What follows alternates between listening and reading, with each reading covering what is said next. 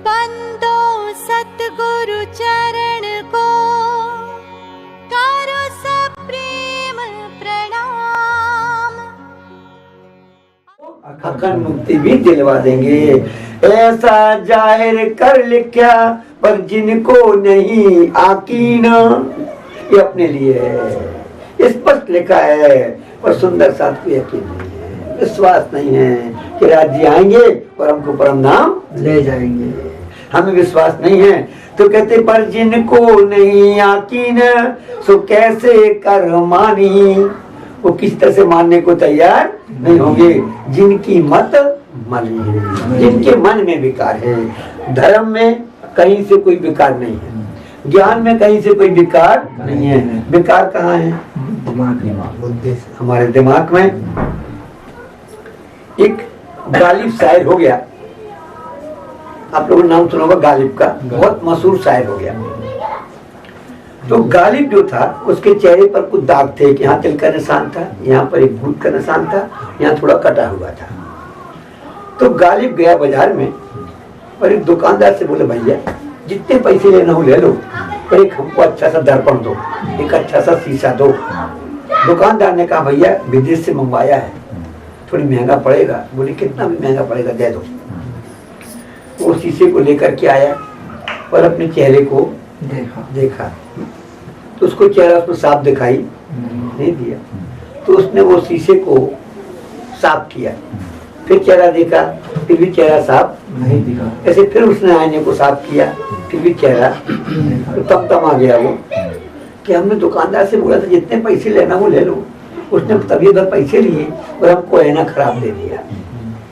तो वो गालिब क्या गया, उसकी दुकान में गया वो आईना वापस करने के लिए, और दुकानदार से क्या बोलता भैया तुमने हमको अच्छा बुद्धू बनाया, पैसे तुमने दाब के ले लिए और आईना हमको खराब दे दिया। तो दुकानदार बोला भाई साहब हम ऐसे चीटर नहीं है, हमने पैसे लिए सामान के पैसे लिए हैं। वो शीशा विदेश से मंगवाया था, उतना ही कीमत का आया था, तुमसे फायदा भी लिया क्योंकि आप मशहूर शायर हो, मैं आपकी कदर करता हूँ, इसलिए मैंने आपसे एक पैसा भी एक्स्ट्रा नहीं लिया, जितने का आया था उतने का दे दिया। तो गालिब बोलता भैया इसमें मेरा चेहरा साफ क्यों नहीं दिखाई देता है? फिर तो दुकानदार ने गालिब की तरफ ही देखा बड़े गौर से, तो देखा तो गालिब के चेहरे पर यहाँ पर तिल था, यहाँ भूत का निशान था, यहाँ पर कटा था। तो उसने कहा गालिब भाई साहब कहना तो बहुत अच्छा है पर आपके चेहरे में ही दाग है, तो ऐने में साफ कहाँ से दिखाई दे? तो फिर गालिब ने एक शायरी बनाई है। क्या बनाई है?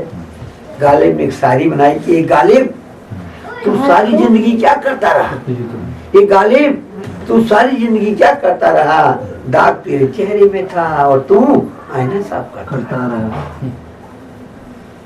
तो आज इसी तरह से हमारे मन के विकार हैं। धर्म एक दर्पण है, एक आईना है जिसमें बिल्कुल स्पष्ट दिखाई देता है, फिर भी हमारे मन के विकार जानते हुए भी परमात्मा को जानने के लिए तैयार नहीं है। लिखा है फुरमान में खुदा काजी होशी आखिर, अब कहाँ लिखा? कुरान में भी लिखा है कि वो पार ब्रह्म परमात्मा क्षतित आएंगे और काजी बनकर के आएंगे। क्या बन के आएंगे? काजी। काजी किसको बोलते हैं? न्यायाधीश को बोलते हैं, जज को बोलते हैं काजी। अब उसको न्यायाधीश बोलते हैं, जज बोलते हैं। काजी बनकर के आएंगे। तो आप लोग पन्ना गए हो? पन्ना कितने लोग जाते हैं? सब क्यों भगते जाते हैं? पन्ना जी में जो बंगला जी है उसको क्या बोलते हो? बंगला जी दरबार। क्या बोलते हो? बंगला जी दरबार। उसमें राज्य की सेवा कितने ऊंचे है? गुम्मट जी में नीचे है, मरान जी मंदिर नीचे है, गुरु मंदिर नीचे है, पर बंगला जी में देखा है कभी? बहुत ऊंचे। और सामने कटेरा लगा कि नहीं लगा? और कटेरे के पीछे लाल कपड़ा लगा कि नहीं लगा? तो कभी न्यायालय में गए हो, कोर्ट में गए हो, तो जज ऊपर बैठता है कि नीचे बैठता है? और सामने कटेरा लगा होता नहीं लगा होता, तो पीछे लाल कपड़ा लगा होता नहीं लगा होता, फिर आगे वकील को खड़े होने की जगह होती कि नहीं होती? समझा गई बात? श्री प्यारे की जय, आज काजी बनकर क्या है? इसलिए बंगला जी को मंदिर नहीं बोलते, क्या बोलते हैं? बंगला साहब। दरबार हाल बंगला साहब। और इसलिए वहां पर राज्य की समझ आ गई। फिर लोग कहते हैं कि सब जगह तो परमात्मा जुगल जोड़ी से बैठते हैं, तो पन्ना जी में जुगल जोड़ी से क्यों नहीं बैठे होगा? सभी तर्क देते हैं।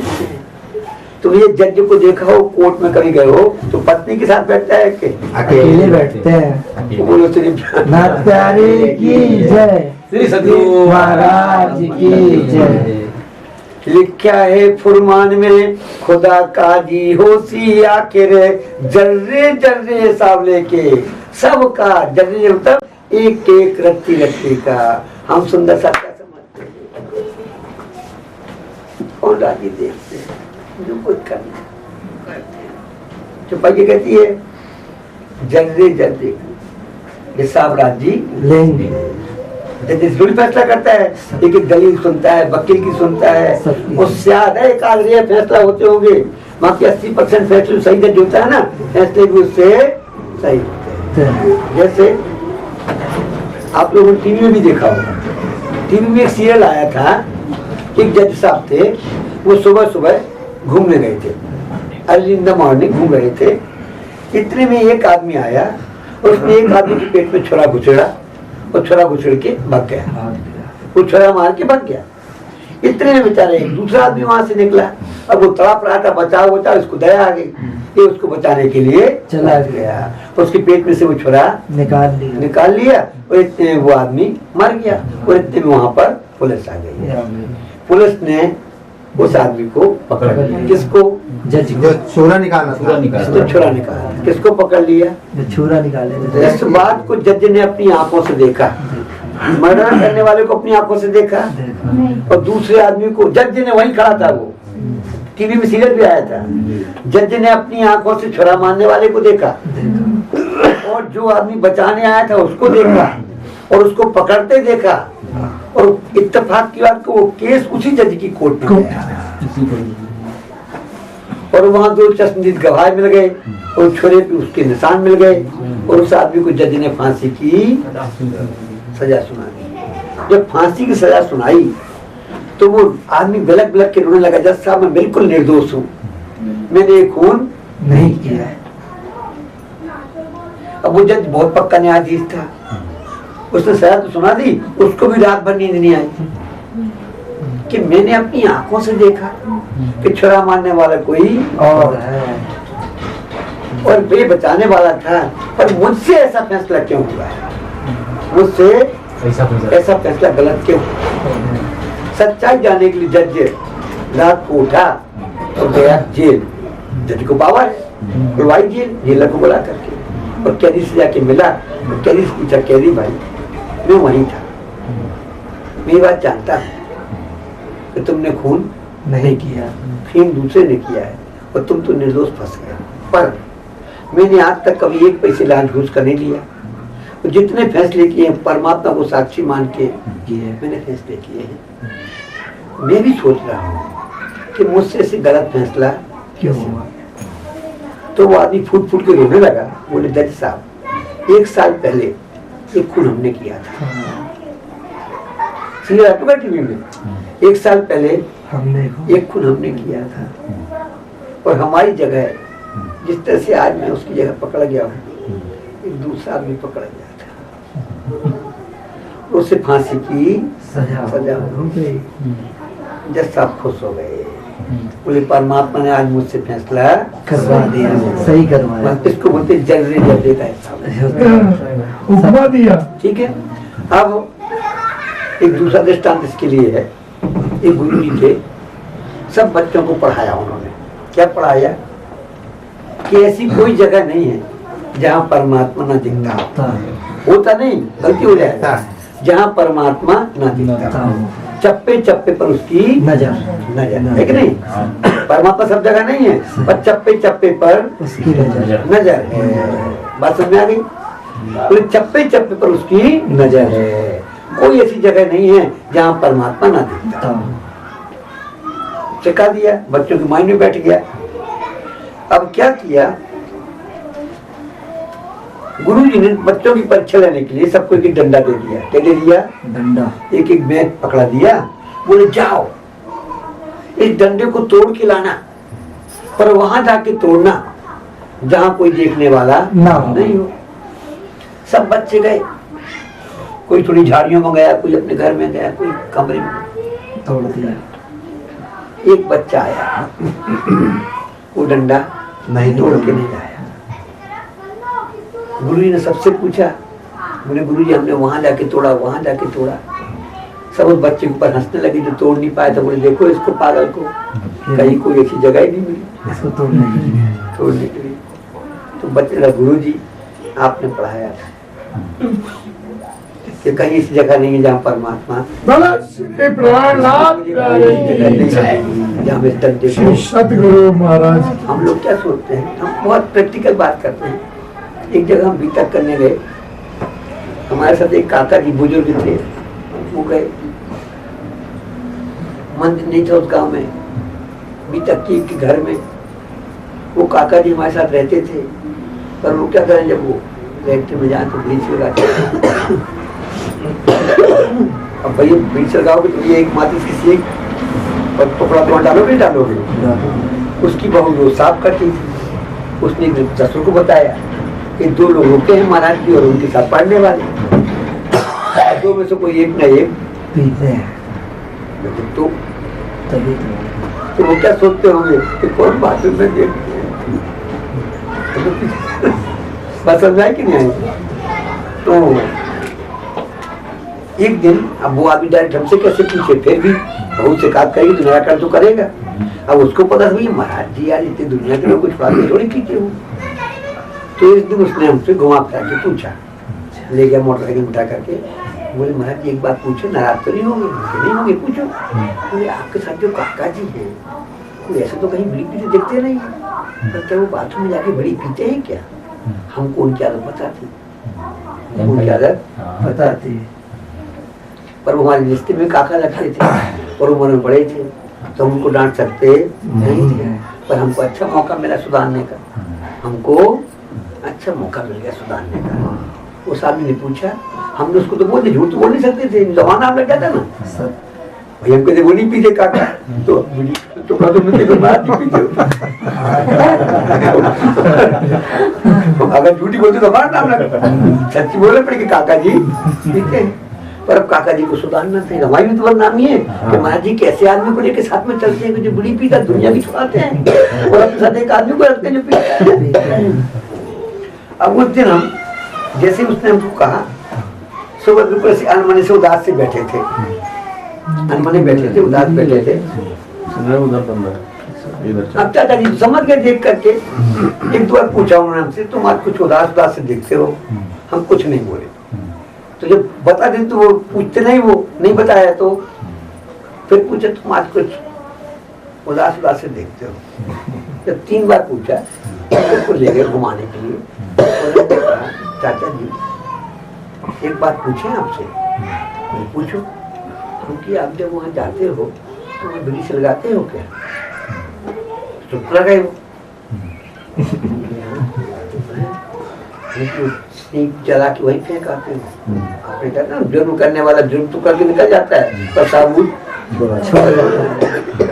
तो हम कि आप टुकड़ा भी।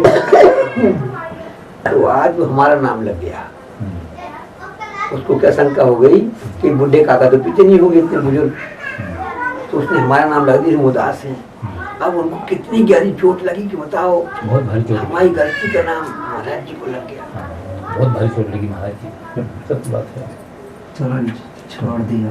बोलो श्री प्यारे की जय, श्री सद्गुरु महाराज की जय। भाई कहती है कि जर्रे जर्रे हिसाब लेके पहुंचा उसी किस्मत कर, वो पारब्रह्म परमात्मा हिसाब तो लेंगे। क्यों?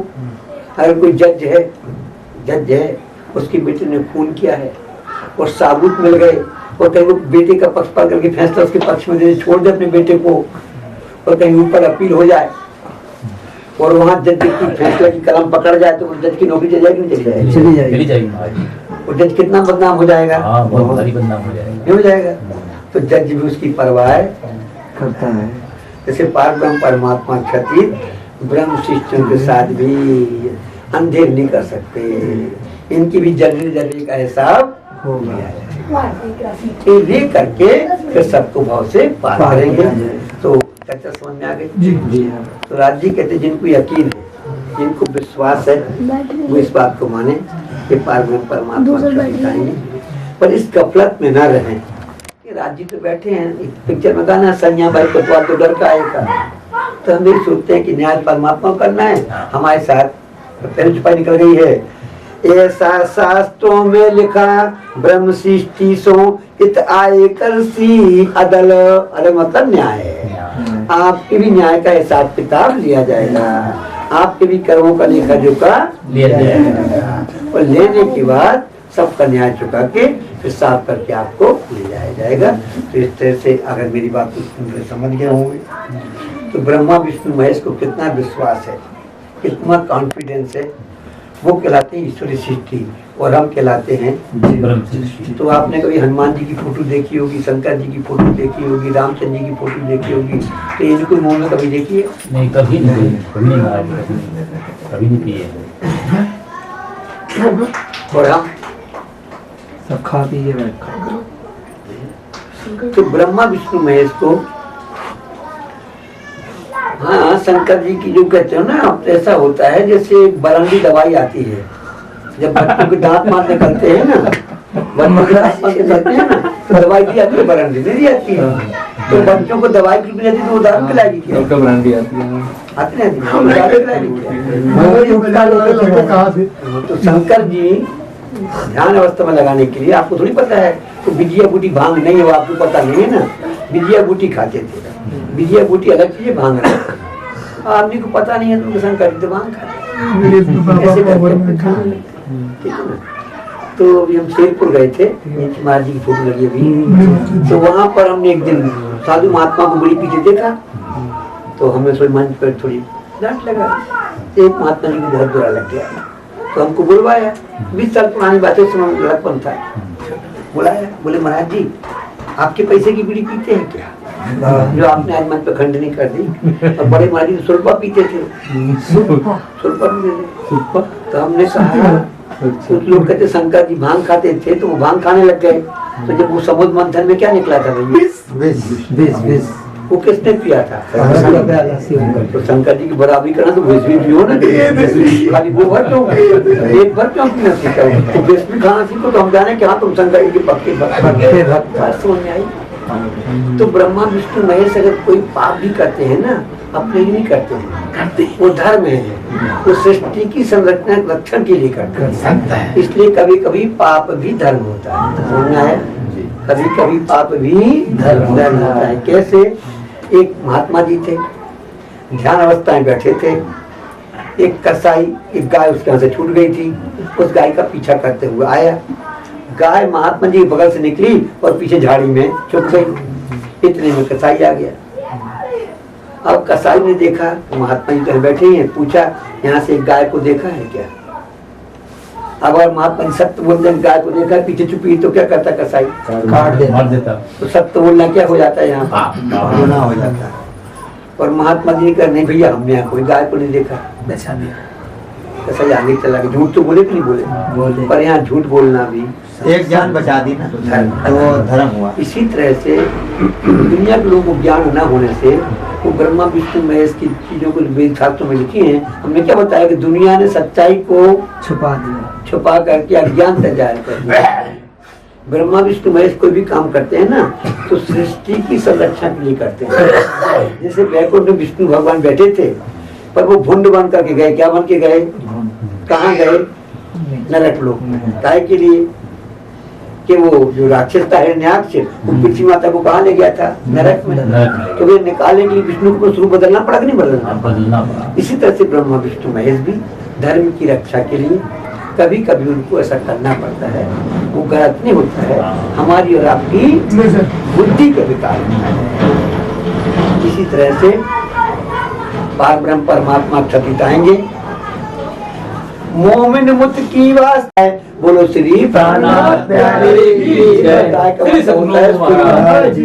जय। सृष्टि के बनने से पहले शुरुआत में परमात्मा ने ये बात लिखवा दी थी कि वो पार ब्रह्म परमात्मा क्षति मायावी जगत में आएंगे, दुनिया का हिसाब लेकर के सारी दुनिया की जगत जीवों को विस्त देंगे, ऐसा लिखा है एक बताए। विस्त का तात्पर्य, ये बात सही है, परम धाम के अंदर जो मूल मिलावा है, मूल मिलावा हम ब्रह्म सृष्टि के तन बैठे हुए हैं। जब ब्रह्मांड अखंड होगा तो हम ब्रह्मात्माओं के तन तो कहाँ चले जाएंगे? आत्माएं उन तनों में, और जो जीव जाएंगे उनके तन वहां पर नहीं है, तो वो जीव कौन से तन में जाएंगे? इसीलिए योग माया के ब्रह्मांड में 12,000 ब्रह्म सृष्टियां थी और ईश्वर सृष्टि कितनी थी? 24,000। पर अंग आके रास में नहीं, उनके तन तो नहीं गए थे ना। नहीं, तो एक के अंदर दो की सोता बैठी थी बैठी। ऐसे एक एक ब्रह्म सृष्टियों के अंदर हजारों हजार बैठेंगे और वो बहुत से पार जाएंगे। तो आज के परिवेश में ये प्रकरण कीर्तन ग्रंथ का 73 नंबर का है। शास्त्रों की प्रणाली का इसका नाम है। वेद शास्त्रों से प्रमाण देते हुए पार ब्रह्म परमात्मा सतीश ने दुनिया की जगत जीवों को ये बात समझाने का प्रयास किया है कि मेरी ब्रह्म सृष्टियों के माध्यम से दुनिया के जगत जीवों का कल्याण हो जाएगा। तो हम ब्रह्मात्माओं को इस बात का कॉन्फिडेंस होना चाहिए चर्चा सुन करके कि हम ब्रह्मात्माओं से, हम सुंदर साथ से ये ब्रह्मांड अखंड होना है और ब्रह्मांड को अखंड करते हुए हम भी अपने घर पहुंचेंगे और हमको हमारी बुतनी मिलेंगे। ये कॉन्फिडेंस हमको चर्चा सुन के आ जाए। इन्हीं शब्दों के साथ समय होता है, मान प्रणाम देते हैं। जब मोमिन मुत की वास्ते,